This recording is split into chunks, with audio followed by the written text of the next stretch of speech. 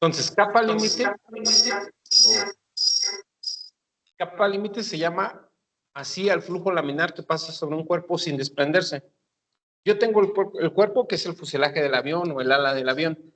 Entonces, el aire va a pasar cerca del cuerpo y en este caso, la distancia que hay entre la primera línea de corriente y el cuerpo, esa es la capa límite. En teoría, debe de ir muy pegado al cuerpo. Aproximadamente son de 5 a 10 centímetros, aproximadamente. Entre más separado, pues lógicamente el avión es menos aerodinámico y entre más pegado, el avión sigue cumpliendo su propia aerodinámica, por eso es importante. Entonces, definimos, el avión debe de cumplir con un movimiento laminar, en este caso su flujo, ¿no? Su flujo debe de moverse de forma ordenada. Si el flujo se mueve de forma desordenada, ¿qué va a pasar?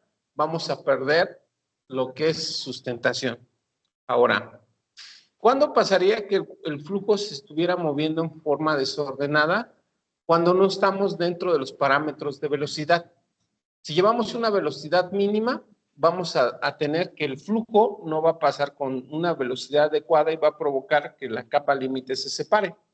Ahora, si nosotros también llevamos una velocidad muy excedente a lo que está diseñado el avión, también vamos a provocar flujo turbulento, ¿vale? Entonces, ni una velocidad mínima ni una velocidad máxima. Entonces, siempre los aviones van a tener su velocidad mínima de operación y su velocidad máxima de operación.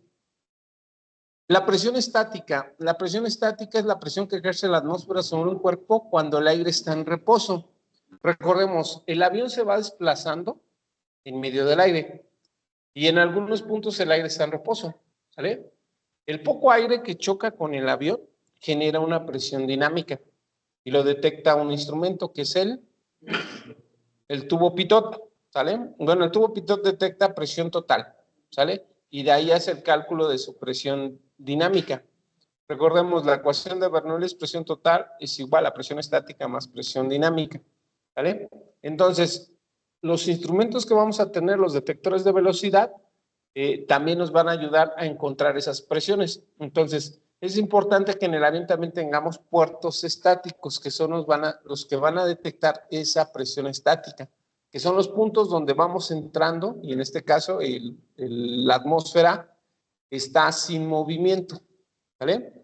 Entonces recordemos, la presión estática, la presión dinámica y la presión total lo usamos para los instrumentos básicos. Era velocímetro, altímetro, indicador de velocidad vertical, ¿sale? Entonces, es importante mencionarlo. Ahora nos falta la presión dinámica. Se le conoce como presión de impacto.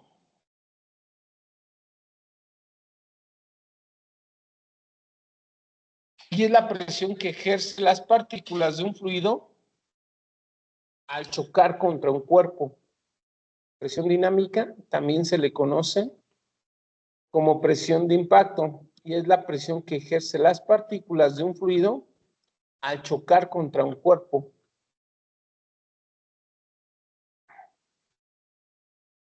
Tenemos su fórmula que es Q, es igual a un medio de la densidad por la velocidad al cuadrado.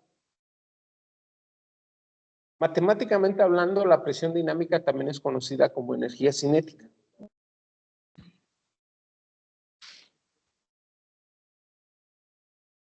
Q es presión dinámica. La ρ, que parece una P, es una letra griega, ρ, es densidad del fluido. Y la V es velocidad.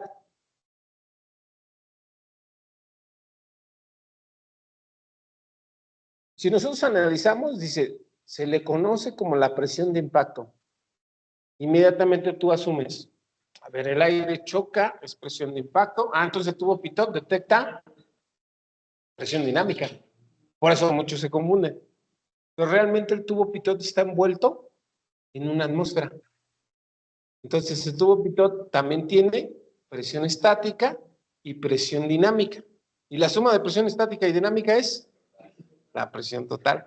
Pareciera que no, que el tubo pitot solamente detecta presión dinámica, pero no. El tubo pitot detecta presión total, ¿vale? Y lo dice el propio manual del fabricante, en el manual de lo que es el Air Data Computer, Ahí aparece que el tubo pitot detecta presión total. Y bueno, abajo, la siguiente presión es presión total, ¿no? Presión total es la suma de la estática con la presión dinámica.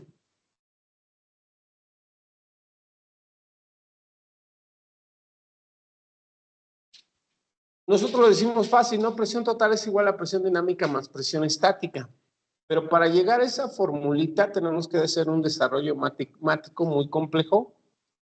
No lo vamos a hacer, porque no vamos a diseñar aviones. Si estuviéramos en ingeniería, ahí sí tendríamos que desarrollarlo.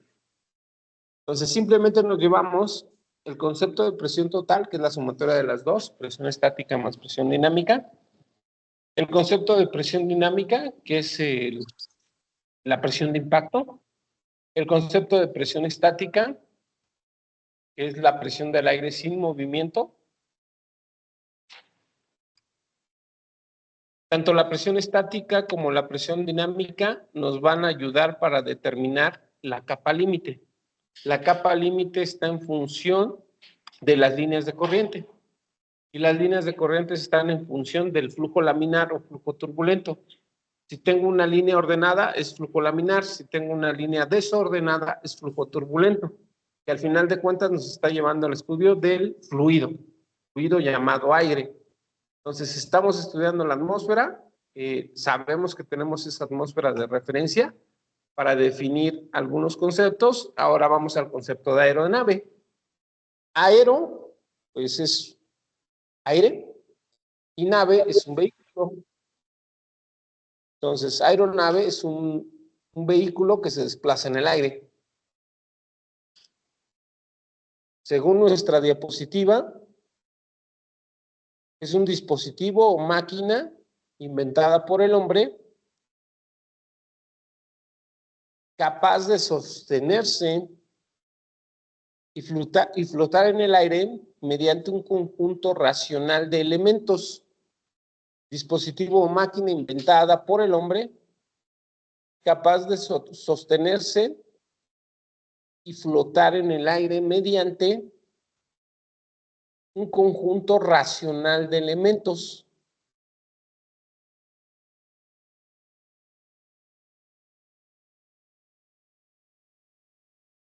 Un conjunto racional de elementos que unidos entre sí permiten un vuelo estable y controlado.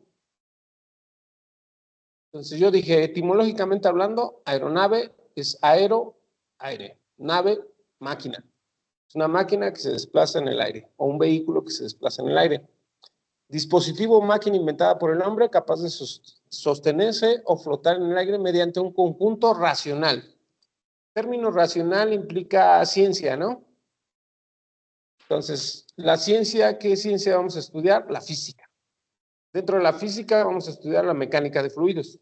Y dentro de la mecánica de fluidos estudiamos la hidrodinámica.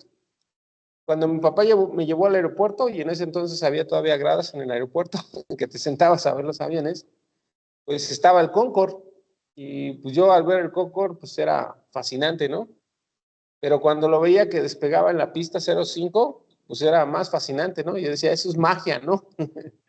Cuando no entendemos algo, pues lo llamamos magia, ¿no?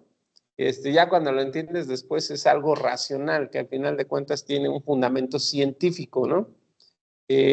Lógicamente en aerodinámica vamos a entender por qué las aeronaves generan esa sustentación, que al final de cuentas no es más que el principio de Bernoulli con la sumatoria de la ley de Newton, ¿no? La tercera ley de Newton. Entonces, es importante conocer. Tenemos aeronaves que son menos pesadas que el aire.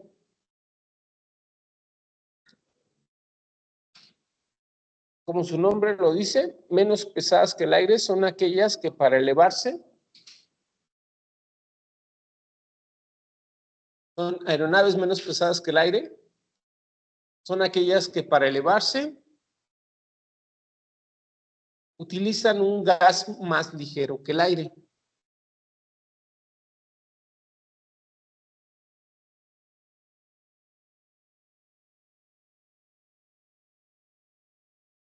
Un ejemplo, los globos aerostáticos y los dirigibles.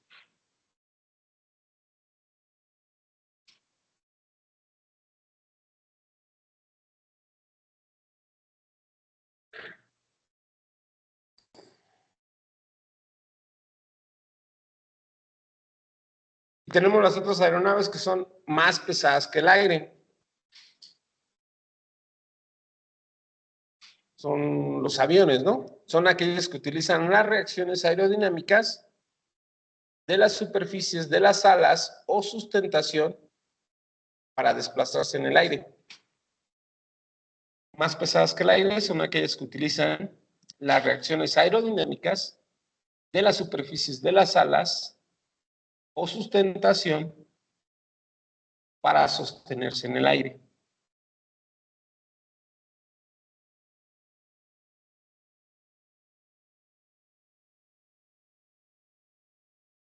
Los dirigibles o los globos aerostáticos, en su parte interna de los globos, tienen aire.